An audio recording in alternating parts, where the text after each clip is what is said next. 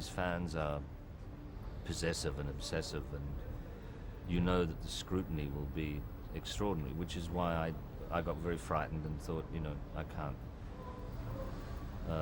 I will fail. Anyone is destined to fail in this role. But then they came back to me a year later, and many other people had felt the same thing and said no. And I can't, it was sort of, I think I was shooting Pirates of the Caribbean, and I was feeling very pleased with myself, because I'm not a sporty person, but I was conquering my sword fighting, and my pirate was coming very easily, and I thought, I'm such a lazy actor. I'm just breezing through this, having a lot of fun with Orlando Bloom and Keira Knightley and Johnny Depp. I should work harder. You know, there's not a lot of time left, and I want to chalk up a couple of, you know, notable things. And as a character actor, you go, damn, you know, you're not going to get to do King Lear on film or Hamlet. I'm too old for that now, to play the Dane. It's there in my hand, this challenge. Be brave enough, be foolishly brave enough to fall flat on your face and have a go at it, because somebody's going to end up doing it. I was just talking to Stephen, and he was saying, when I look at Geoffrey's filmography, it occurs to me that it's very much like Peter Sellers' filmography might have been had Peter Sellers been working at the same time as you, that your choices with films. I mean, and I haven't made any crap films yet, though. I mean, what's it? I mean, you will be asked this, and you would have been asked this 100 times already today. But what is your opinion of the man? I mean, now you've sort of portrayed him and done all that research and seen his home movies, and seen a kind of intimate side of Peter Sellers that few people are afforded. What do you think of him? Do you like him? Yes, I do. I do. I found, rather than seeing a lot of what people have reported as difficult behavior, selfish behavior, you know, anger and mood swings and whatever, that's always balanced by, he could be unbearably generous, extraordinarily funny, you know, obsessively loving. I sort of feel sympathy for his frustration, that he was almost cursed with a talent and a gift that is, certainly in the early films when he's really blossoming, is so evident that it is a curse, because I'm sure he would never suffer inadequacy going on around him, because he wanted this brilliance, this perfection, you know. Even in filming his own life, I think he wanted to film his domestic life as perfection, happy children, rich mansions, do you know what I mean? And him not in it, but controlling it, and then realizing that reality would thud in like horribly, and it didn't match up with expectations. And you sort of go, well, that's a grand dramatic metaphor for most people I know. I mean, in a way, we kind of see that in the way that Stephen has decided that you should play also all these different characters, that yes. In a way he should embody the people that he's yes. in his life, almost to control them, is it? I mean, tell us about playing, tell us how many of these other characters you play. I mean, I was thrilled by the theatrical aspect of that writing that the writers had given us. In the original script it was slightly different, because it started with Britt and Peter Sellers making love and him having the heart attack, and then going to the hospital, and suddenly Sellers is playing the doctor. And that device didn't sort of work, because it took the audience somewhere weird too soon. So that got cut and it got re-edited. So the first person you see me play now is when it switches to my father. And I don't know if you can... I just found it thrilling. I read it and I went, oh my God, he's expressing, particularly as Bill, the dad, was such a quiet, monosyllabic, unexpressive, well, verbally non-expressive character, to suddenly have him do a monologue revealing and is it Sellers? Is it Rush playing Sellers playing his dad? That little sort of those Russian dolls. I just thought this is the most original way of creating and eliminating cliches of the biopic. It's fun to be with. What's going to happen next? Oh my God, he's not going to play Emily Watson. You know, and I think that's thrilling for an audience, I hope. And very finally, I'm sorry, I have to ask this one last question, is Charlize. I mean, she's just, I think she put in an amazing performance. Yeah. Again, dealing with the same problem that you did. Absolutely. Playing someone who we know so well. Yeah.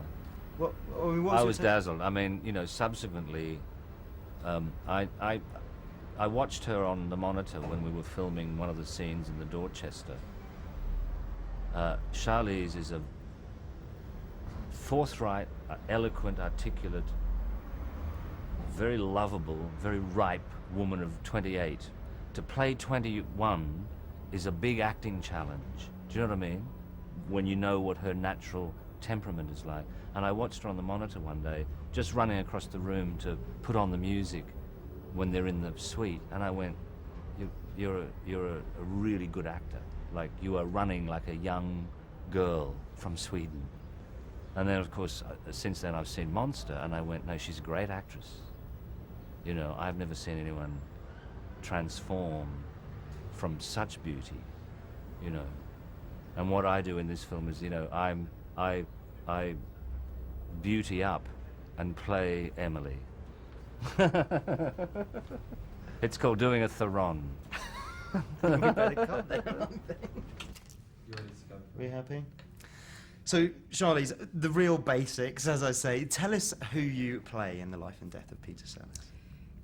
The film is called The Life and Death of Peter Sellers, and I play Britt Eklund, and Geoffrey Rush plays Peter Sellers, and Emily Watson plays Anne. And it's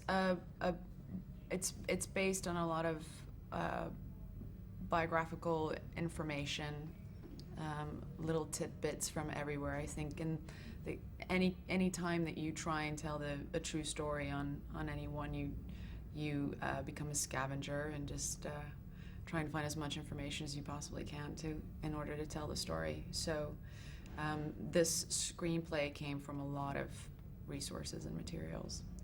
So I've got to say, congratulations on I thought, a fantastic performance. Oh, thank you. Really, I mean, but I always think when you're playing a character, a real-life person, someone that the public is so familiar with, there's a danger of setting yourself up for a fall. And both Geoffrey and yourself, you both ran that risk. We know Britt Eklund so well. We know, you know, Peter Sellers so well. And was that a concern for you? I think it's always a concern when you play a real-life character. I think, you know, I felt that when I did Monster, even though Eileen had passed away, I mean, tonight, Britt Eklund is actually going to be my date to the premiere, and it's the first time that she's seeing it.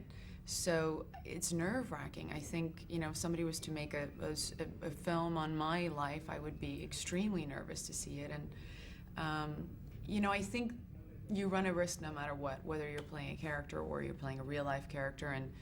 And, you know, you have to just kind of, you have to take the chance. You have to kind of play the cards and do as much research as you possibly can and put the work into it, and then hopefully hope that you don't offend anybody. And but still, it's nerve-wracking. I'm very nervous to walk the red carpet with her tonight and have her see this film for the first time. Well, because it is quite an uncompromising look at their relationship, isn't it? I mean, yeah. Could you describe their relationship as we see it in the film? Well, Britt and Peter had a very interesting relationship because he was quite a bit older than her. She was around 21 when they met, and she was this lovely, somewhat not naive in the bad sense, but she was a very pure creature. And something that was extremely helpful was that Peter loved shooting home videos, so we had a lot of home video footage to look at of the two of them. And she comes across as very much up for anything, and I think Peter really kind of brought that side out in her. And she was very fun and I think they had a very loving relationship. I think she really looked up to Peter, and then I think they laughed a lot, and I think they cried a lot. It was quite an interesting relationship. Yeah, definitely. I mean, and we see him being quite cruel there. I mean, particularly the scene where you announce that you're pregnant. I mean, Yeah. we see a real, the dark side of Peter Sellers, I guess. Yeah, I think Peter just had, I think he struggled with a lot of demons. I think he had a very complicated life, and he had somewhat of an identity crisis, I think. I think that's what made him such a brilliant actor, and the parts that he played in his lifetime. I think living with somebody who is going through all of that, that's tough. You know, that's really tough, because no matter how much you love somebody, at the same time, you know, you can only take that much. And I think that's what happened in their relationship.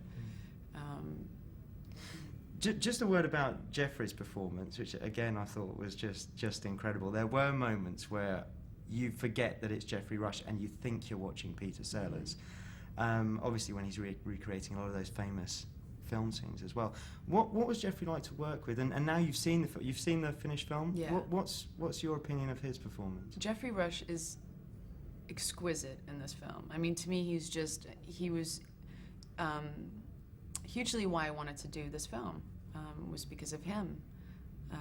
He's just one of those actors that have this, very much like Peter Sellers, has this very rare ability to be extremely funny and extremely good at both ends, the dramatic side and the comedic side, and he's got brilliant comedic timing, and he was just a blast. I mean, I would show up in the morning and he'd already done, you know, 2 other scenes with Peter Sellers, you know, in the 70s, so he'd have the 70s wig on, and then he'd go through another like 2 hours of makeup to change over to the younger Sellers to, you know, to work with me, and he just loved it. I mean, he really, really loves his job, and it's always nice to work with people who are not jaded about their job and who actually gets great joy out of their job. So it was lovely to be around him.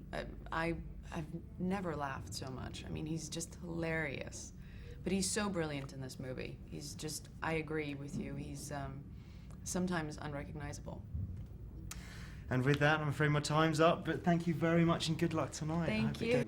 So, first off, tell us where the idea to do this film came from, how the script came to you, how you first got involved in it all.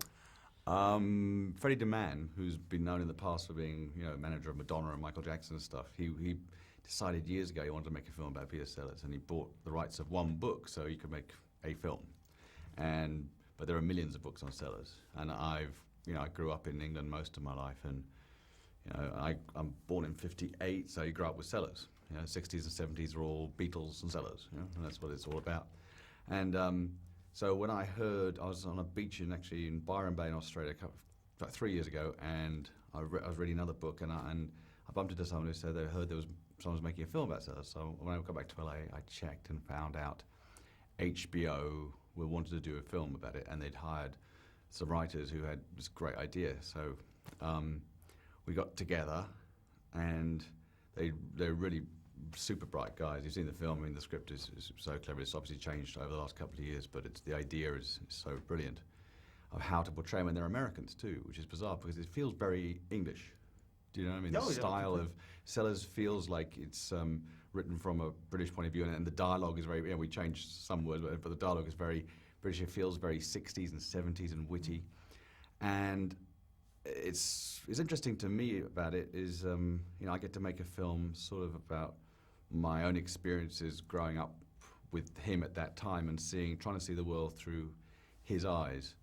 So and also the script gives you these wonderful excuses to leap filmically in all sorts of different directions. And one of the big influences for me, which became a part of the script and the making of the film, was I saw 6 hours of Sellers' home movies, which was fascinating because that's where I really got the insight, and it's one of the ways I tempted Geoffrey into doing it too. Because once you sit down and watch this, Stephen, I have to stop you there because people are looking worried, which means something's gone wrong, which means that the gaffer tape has gone unstuck from the curtain, which means that there's flare on the poster, which means that you can't film anymore. Thank you. So what should So, I pick up? Should I well, go- actually, what, should I pick up the home movie if you thing? could pick up that, you know, however you go into that, but Right. you know, one of your touchstones was, or you know, Right. however you go into that would be great, because that's a really, I think, a very Mhm. key thing. One thing that became a big part of the script and a real help, I think, for everybody in the film, the actors, and really for me, was to see 6 hours of home movie footage of Sellers. Sellers had hundreds of hours. And once you started seeing how he wanted to see the world, then it became more apparent what a fantasist he was, because like all the stuff with his children, if they're not smiling, he cuts camera and he makes sure they're smiling and enjoying themselves. He edits everything in his own editing system. You're a very modern man, very all the modern equipment, puts music on it, puts sound, puts voiceover on it, puts titles. There's funny stuff with him and Princess Margaret. She's washing the dishes, and then they do skits together out in the garden. But hours and hours of this, but it's so planned and contrived in a way. It's to make it all look great. So I think he had such a difficult time being an intimate man with anyone. I think through the camera like that, it's a bit of a cliche, but he could really focus and make things the way he wanted them to be made. And it also showed me that I think often he would look back in his life and look at the home movies. I don't think he'd remember it as it really was, because I think he had a childlike emotional personality. So he'd watch that and he'd go, oh, look, it was so lovely. And he couldn't understand if people were angry with him, or he had no reaction to other people's feelings No in some empathy. ways. No empathy. Yeah, so and all these things I think help him become an actor. You know, if you don't have to be like that to be a good actor, but in his case, he felt so unsure of himself and so empty, and he was there was a really quiet side to him, like his dad, I think, and which came about in as Chance the Gardener and being there, I think. And he had this kind of energetic, really passionate side like his mother had, and so he was like torn between two complete opposites, and I think. But that quiet side, I think, allowed him to be so still that he could fill himself up with other people. He just completely become other characters. Which is what we see. I mean, which is exactly what we see in the film. You know, that dichotomy between himself and you know the person that he wants to be or tries to be, or this sort of vessel, as he says in the film. You know, the vessel that he becomes. I mean, saying what a complicated person Peter Sellers was. How did you come about at casting Geoffrey Rush? How did you find Geoffrey, or how did you decide that he was the right person for that part? When I came on the project, HBO had looked around for the kind of actors, and they approached Geoffrey, and he wasn't interested at the time, because I think it was a difficult role. It could have been a dull film just telling the dark side of Peter Sellers, which would be boring, because I think both sides are equally as interesting and as important. But when I came on, as I said, I saw these home movies. The script was even better, and I was really compassionate towards Sellers. It was clear to him I wasn't just kind of trying to do a tabloid thing. I wanted to do something really about his artistry and artistry in general.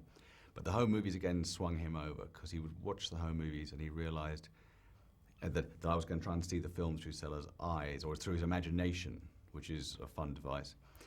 But I thought Geoffrey was the right guy for lots of reasons. Obviously his acting skill is whatever it is, but he manages to play people who are usually so larger than life and eccentric, but so human. And I think he plays roles that Peter Sellers may have played now. I mean, I think you could see Sellers playing Shakespeare in Love, or the Pirates of the Caribbean, actually, or Shine, maybe. You can see him inhabiting those people, and they're similar, because some of the characters are quite sad, and yet they're so vivid and lively. And if you look at Sellers' films, the films that he were in really showed me a lot about Sellers too. He would choose films really about characters who were quite sad characters, but very funny. Inspector Clouseau. He walks into walls, everyone thinks he's an idiot, he can't get a girlfriend. Do you know what I mean? And yet he's like pulling himself together and stuff like that, because we've all had those horrible moments. Like I'm at a press conference, I can hardly speak, I'm just like, ugh. But so it's good to see that side of him. So it's clear that he was sort of really, could be a terribly depressed fellow, and terribly ebullient and benevolent and sometimes cruel. But I don't believe he had the self-awareness to understand what was going on. I think I think if I insulted you, I wouldn't realize that a minute later that I did it. And I'm not making excuses for anyone's bad behavior. I think that's really true with him. And unfortunately for him, because of his psychological makeup, I think fame made him more unhappy. Because it made him feel like, fame made him feel like he should be more interesting and fascinating all the time. And I've spoken to many, 50 people who knew him very well. And Roman Polanski will tell me how funny he was and how he's a jet set around Europe. Another person would say he never spoke. His old agent, Martin Baum, would say he was always a gentleman. You know, another woman would say, oh, he asked me to marry him within 2 days. I mean, it's just all completely different versions of the same guy. Now, we must mention, we're already running out of time, we must mention Charlize. And I was thinking, you know, before I saw the film, I was thinking, in a way, you're setting yourself up for a fall almost, because you've got two characters there, two personalities who are so well known on film already. Mm-hmm. You know, Britt Ekland and, of course, Peter Sellers. You know, the actors can only impersonate them, surely. I mean, you can either just do it justice or you can get it wrong. Right. I mean, was there a danger there with Geoffrey and with Charlize as well? Very difficult to tackle characters that the public know so well. It's true. It is difficult to tackle characters that are so famous. But obviously, the way the film tells the story, it tells it in an interesting metaphorical way. It's kind of a fantastical film more than a realistic film, I think. Fortunately for both Geoffrey and Charlize, they can both look at Britt Ekland and Peter Sellers, watch lots of footage of them, watch lots of interviews of them, and they can get all that research done. But then what they really have to do is just play the characters, not as Peter Sellers and Britt Ekland, but as characters in a drama, or you know, it's sometimes very funny, this film, but more often than not, sometimes it's very sad too. So that's what they have to do, is they have to serve the film and the script in the end. And so they didn't wander around worrying about that, I hope. When they didn't. Once they got that down, because they're super professional, then they just went for the scenes. You know? And why were you convinced, at least, that Charlize was right to play Britt? Yeah, Charlize has the same kind. I knew Britt when she was younger. Charlize has the same extraordinary glow about her, and she can be so funny and so childlike, and she's a very passionate, powerful person, as I think Britt is and was. And also, strange enough, Geoffrey is so tall and so unlike Sellers in many ways. I was trying to populate the film with very tall people all around him to make him feel more Sellers-like, more childlike in a way, and more squat like Sellers was. He was much shorter than Geoffrey. So I had, you know, John Lithgow, Stephen Fry, Charlize, all these super tall people around him to make him feel, you know, more diminutive. And poor little Miriam Margolis as well. But, well, finally, because we've got to finish, I just need to ask about your experience of Cannes. You know, you've got the big red carpet tonight, which is a sort of iconic image, isn't it? You see people going up the red carpet. And did you ever imagine that you'd be one of those people turning around waving at the fans? Well, Cannes, for a filmmaker, it's like a dream. I had a big event film out of competition in 2000, which was Under Suspicion. So with Gene Hackman and Morgan Freeman of Monica Bellucci. So I've done the initial frightening walking up the red carpet, you know, into the big Palais and watching the film with 2,500 people. And on that occasion, the film broke. So that was agony. So it can't be, and it was pouring with rain and dreadful. Now it's sunny. What's really interesting about me for Cannes this time, apart from just, you know, the great privilege of being here, is that no one's seen this film. Until today, maybe 50 or 60, 70 people in the whole world have seen the movie. I only finished it last week. And I was in the other night watching Walter Sallo's film, and I thought, oh, all of a sudden, thousands of people are going to see it. So it's from 0 to thousands in one giant swoop. And I haven't even had time to consider, oh, I wonder what the reaction will be until now. So now I'm horribly frightened. So, well, I hope that passes. I'm sure it will hopefully turn to, you know, appreciation and Right. you know, enjoyment. I hope. But well, thanks so much, Cheers. Stephen. That's brilliant, and congratulations. Here we are. Yeah. Yes, Phil. 3, 2, 1. Yeah. Thank you. That's wrong. So, Emily, tell us, for everyone that doesn't know, tell us who you play. I play Peter Sellers' first wife, Anne. It's sort of in the first bit of the movie, who he then was divorced from. But she sort of appears during the later part of the film, because he never really, they always had a sort of understanding right to the end of his life, and he would consult her about lots of things all the way through. Now, did she come in for quite a sort of tough ride throughout the film? I mean, what's your sort of take on the character? Well, I think when they were first together, it was a tremendous fun, and he was kind of a radio star, and it was that whole world of the Goons, which was a really, really zany, crazy radio show where they just invented things out of nothing, and it was sort of, I suppose, the birth of, of the British tradition of alternative comedy, really. That, that's where that all came out of. And they were just tremendous fun to be around, and they'd have these fantastic parties, and they, it was just, and they were raising a family, and, and I think they had a lot of laughs. And then I think when Peter started to become a film star and get bigger and bigger and bigger and bigger and bigger, I think that was really when it became very difficult. And he didn't, there just wasn't space in his life to be a responsible adult for his children, and so there was a parting of the ways. But I think he loved her until the end of his life. Now, obviously a very complicated, difficult man, and in many ways, I was just talking to Stephen, and I was saying, in a way, you're setting yourself up for a fall, I guess, because Peter Sellers is so well known on film and sort of from documentary footage, that, you can, as an actor, I suppose, Geoffrey can only really either replicate people's idea of him or not quite get there, if you see what I mean, not quite fulfill their expectations. What was working with Geoffrey like? And now you've seen the film, and what's your take on his performance? Well, I think the film itself gives him, gives him a lot of space, really, because of the style of it, because it's clearly not a factual document of somebody's life. It's a stylistically, it's like a squash ball bouncing around a court. It's just cartoon 1 minute, tragedy the next. It's nuts, and in that kind of goon type spirit, I think. So in a way, he's not giving us the factual Peter Sellers. He's giving us his take, and also it's a doubly clever thing because the film is, trying to be Peter Sellers' take on his own life. And he plays all the characters in his own life, and then all the characters in all his films, and it's fantastical. So I think in that the film doesn't demand then that he be accurate in that way, but I think he comes pretty close, particularly in some of the, playing the characters from the movies.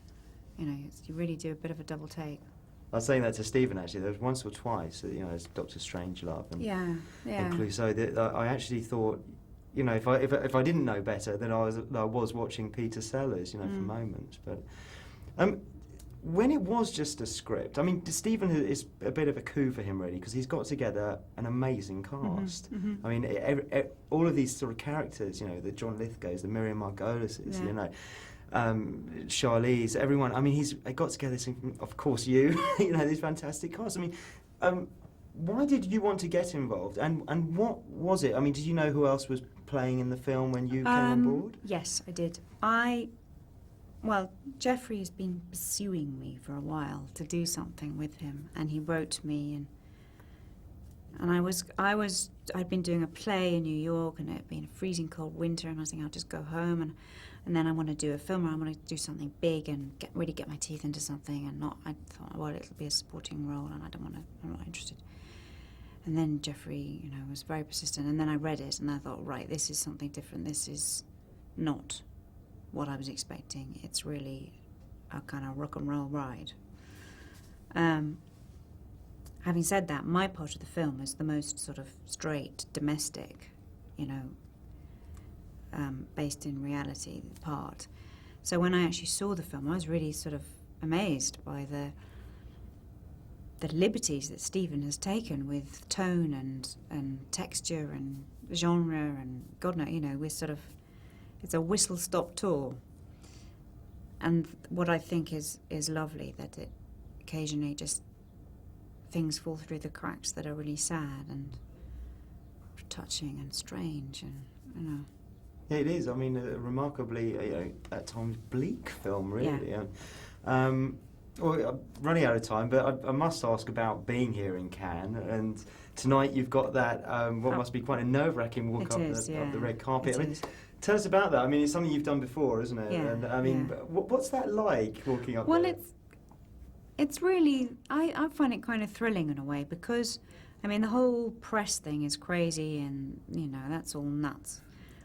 But there's something about walking up those steps, which is you are going into the high inner sanctum of the crucible of great filmmaking, you know, and you're presenting your little offering up on the altar. And there's something really special about that, you know, and it's the one place in the world where the really great filmmakers fight to bring their film, and, you know, it's really a privilege to be here.